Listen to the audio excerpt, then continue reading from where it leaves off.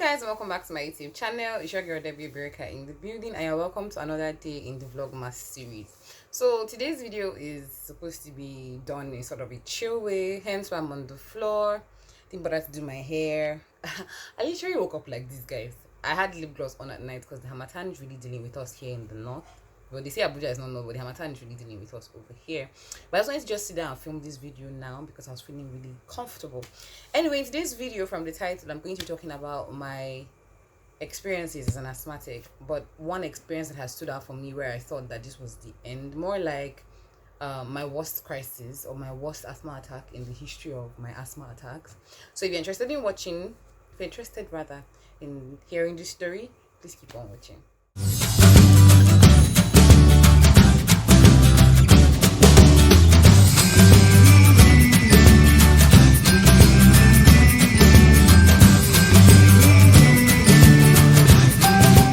So guys, I've had so many experiences, but I think about 2 or 3 have stood out for me. I was thinking of sharing just one, but one just came to mind, so let me share that one first. So in 2019, I was working in Lagos, and on this particular Sunday, my colleague Fumi invited me to church, Fountain of Life Church, that is owned by Pastor Taiwo Dukoya and all of that. So I've always been a fan of Bimbo Dukoya, so I was really excited to go to church with her. So we had gone to church and everything. I'll put a picture here. I took a really cute picture that day, and it was really fun. Church was exciting. I was like, this is a place I like to come to once in a while and all of that. The church is just like then I lived at Okota, so it was literally just a stone throw, sort of. So I after church we came out, we're taking pictures, and then Lagos is funny. The weather does not even give you sign that it's about to rain or something. I noticed that the place was bright and sunny, and then just ahead there were clouds. I was like telling me that I think it's going to rain, so let's try and go home. So she was like, oh yeah.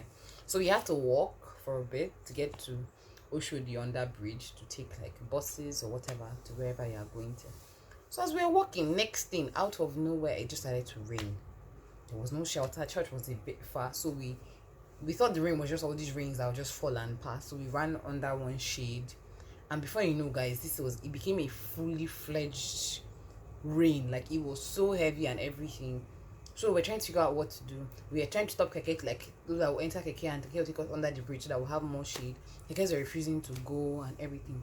So rain was falling. Now, I didn't tell Fumi I was asthmatic. That's one thing that I used to do back in the days, like 2019, 2018, 2017. When I, like university days, I didn't used to tell people that I was asthmatic. I used to be ashamed because of experiences. I think I've explained in one of my videos that a guy left me because I was having a crisis. I've had people dump me because I'm asthmatic and all of that. So it was not something that I used to just come out and say like that. Like you have to be really close when I mention that, hey, I have asthma, and then I'll be checking your reaction to see whether you don't think that I'm supposed to be in your circle or whatever. So I had not told Fumi that I was asthmatic because we were cool in the office, but that was it at that time. We're not like friends yet, so I didn't think that sorry, excuse me, it was something that she needed to know. So it's raining. I'm telling myself, oh god, this is bad for me. But I don't have to make a big deal out of it because everybody's like, okay, let's just stay for a little bit. We're now under one big tree that was sort of sheltering us. And then this rain went from 0 to 100 again. So they're like, oh, let's just try and get to church. That we'll get drenched here. So going back to church, we'll still get drenched. So let's just go. At this time, I was already having an intense blockage in my chest. Now, cold is not really my trigger, but obviously being under rain, I've never played in rain in my life because of my health. Even before I was asthmatic, I never played in rain. So talking about when I now have the ailment. So we are going back to church, walking under the rain, and I'm just feeling like I'm about to pass out. I start to hyperventilate. My breathing is just getting, and then I bring out my inhaler. None of these things I didn't bring my because I was shy. But at this point, I didn't care anymore. So I brought out my inhaler, and then she was like, "Baby, you're asthmatic. Why didn't you say anything?" And then she rushes me, like sort of like moves me faster into the church, and then we're just staying in one place outside. That's like, I think, a children's church or something. And when we enter there, I just lean on the wall and sit down, and I close my eyes, and then my breathing is getting worse. My breathing is getting worse. I'm beginning to lose touch of my environment. My inhaler is not working. I say that thing that my inhaler doesn't work. Other asthmatics say it as well. Sometimes the inhaler doesn't work. I guess maybe the what they call that thing now, the exacerbation is a bit too much, and it's not what the inhaler can handle. So hence why your inhaler wouldn't work sometimes. So I remember somebody taking off, well, I didn't see him taking it off, but a jacket, a guy, and he's like, oh, her dress is wet, maybe she needs to be cut, because I was shaking and I was hyperventilating. So he puts the jacket on my body. And then there's this thing that happens to me when I have a crisis. My wheezing gets really loud. You can hear it from a mile away, and then it gets really loud. My eyes are shut. I'm just hearing things around me, but I can't see things around me. So they are like, oh, take her to the clinic. Is there a doctor there? So apparently Fountain of Life has a very good clinic in their church compound. So they carry me to the clinic, and then they don't have a nebulizer, okay, but they have oxygen. So they're like, okay, let them use the oxygen just to, give me a bit of air. All this while I'm wheezing, drifting in and out of consciousness. I know this because I'll be hearing in my subconscious, Debbie, what's her name, Debbie, can you hear me, Debbie, don't allow her to drift off. Because if you don't know, if you have a crisis and oxygen stops getting to your brain, you can die. So passing out, the thing they say, means that you no longer have oxygen in your brain. So let me know in the comment section, medical guys. I don't know why I'm just very calm with this video, but yeah. So they're calling my name now, guys. Guess what? I don't understand what happened, but when it was explained to me, it was like the oxygen tank, there's this thing that they turn to turn it on, and it was stuck, so they couldn't open it. And at this point, they're taking off my dress, wrapping me up in like hospital robes, and everybody was just praying, because at this point I thought that was it for me. So they now said, okay, fine, the oxygen tank is hooked, let them take me to the hospital assigned to the church. There were no cars available. Conveniently, whenever these things happen to me, there were no cars available. The ambulance was how many minutes out and stuck in traffic. Like I mentioned, it was raining. So they were just praying and praying. For me, would keep calling my name, Debbie, and I was just telling myself that, okay, so this is it. This is how I'm going to die. But on the bright side, I'm going to die on a Sunday. I was born on a Sunday, and I'm going to die in the presence of God. Like, death is something that scares everybody, myself included. But with asthma, sometimes I'm just like, I'm not saying I'm ready for it, but whenever I have any serious crisis, that's the first thought that comes to my mind, that okay, maybe this is it, that kind of thing. So I don't remember what happened, but miraculously the ambulance comes. They threw me in the ambulance. The next time I wake up, I'm in the hospital. I'm on oxygen. The injections in my hand. For me, sitting there worrying. I think they called my cousin Beulah, the one that got married. You guys have seen her wedding video. So Beulah has to come to the hospital. It was just a whole lot. I couldn't even get up to pee. I had to pee through there's a hole in the bed, you pee through there, and then they clean it up. Whew. I don't remember how long I was in the hospital for, but Beulah had to come. I couldn't eat anything. It was crazy. Like, it was crazy. I didn't think I'll make it, but I did. Shout out to Fountain of Life Church. I think they not even subsidized my hospital bill, so I didn't have to, pay every. So yeah, that's one experience. But I think the one I was going to get to was the one where I didn't have an inhaler at my disposal. So in 2020, I was back in Benin. So on this particular day, I had made, I think, about 4 wigs, and wig making is also something that stresses me out. Wig making causes my back to ache, which leads to chest pain, which could lead to congestions. So most times I take breaks when I'm making wigs. But on this particular day, I had like a lot of orders, and I, couldn't meet up. So I had to do everything at once. So I wasn't taking breaks. So I finished the 4th week, and I said, you know what, Deborah, I've tried. Just lay down for a bit in the living room, because my workspace was just where we were supposed to have a dining area was where my workspace was. So in the living room, we had an extra mattress, so we put the mattress in the living room. So whenever I'm working at night, I can just lay down there and go back to work. So I laid down there. The windows were open, and I slept up. When I woke up, the whole house was shaking. I need to see how rain falls in Benin, like a crazy person. Like, the whole house was shaking, wind, everything, and I woke up coughing. So apparently maybe cold had entered my body or something. So I wake up coughing, I quickly locked the windows, and I head straight to the room to put my hand in my bag where I had my inhaler. And then I remembered that my flatmate had taken that bag to work. So I started to search everywhere, scattered the whole house. I'm supposed to have another inhaler, right?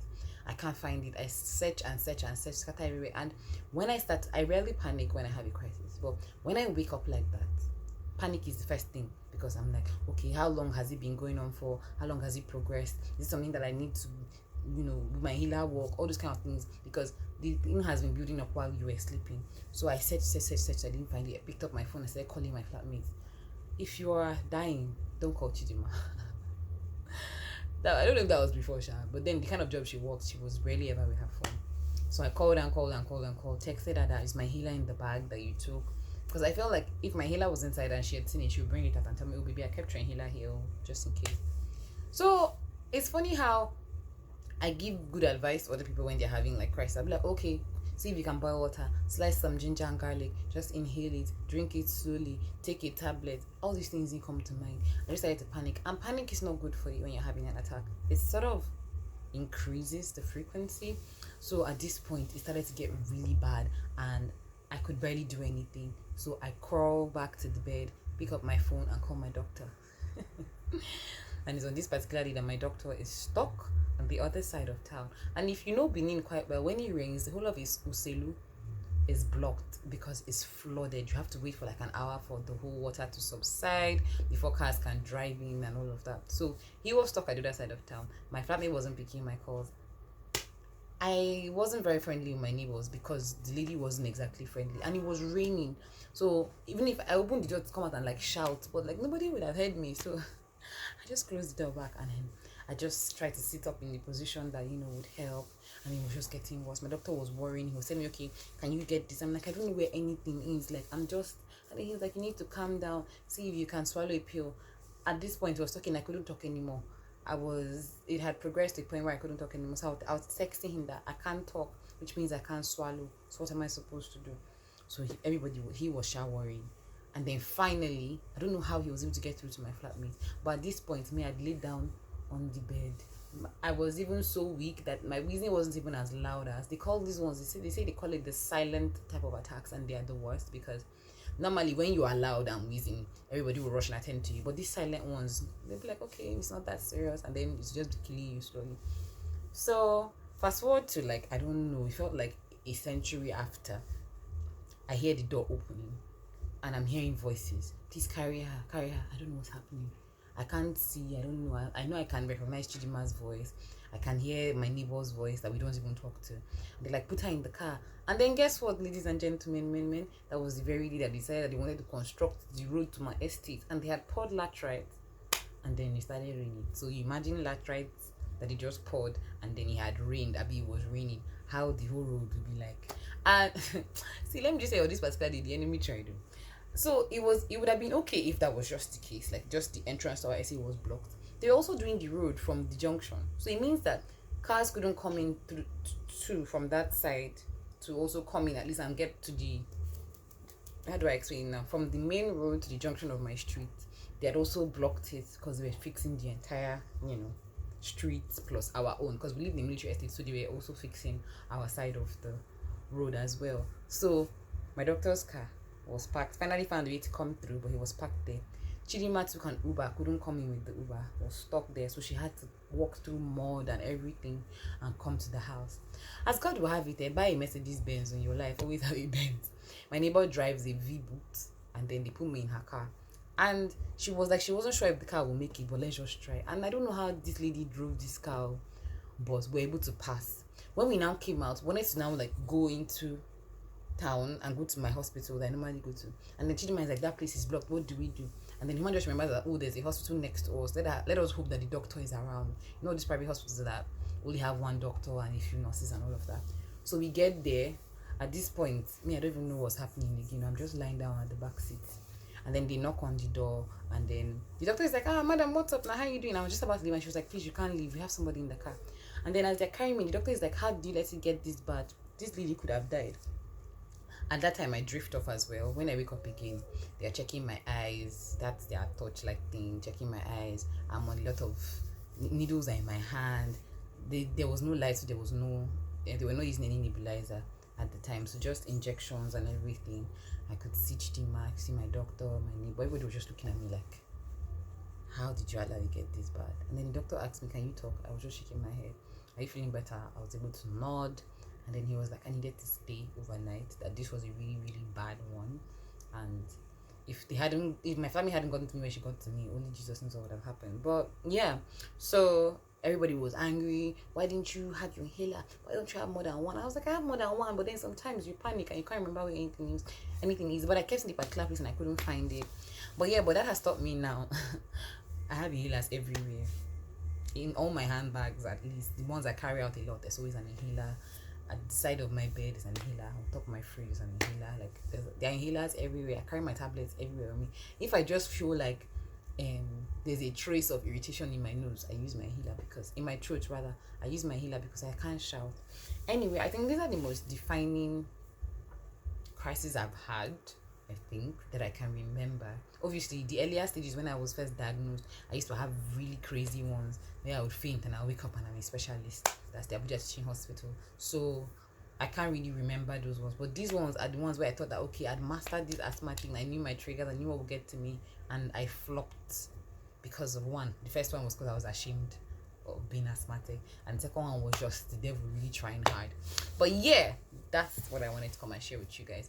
Don't forget to like, share, comment, and subscribe. If you're an asthmatic, let me know in the comment section what your worst asthma attack was like and how you overcame it. If you're a friend of an asthmatic, let me know in the comment section, and I'll see you guys in my next video. Bye.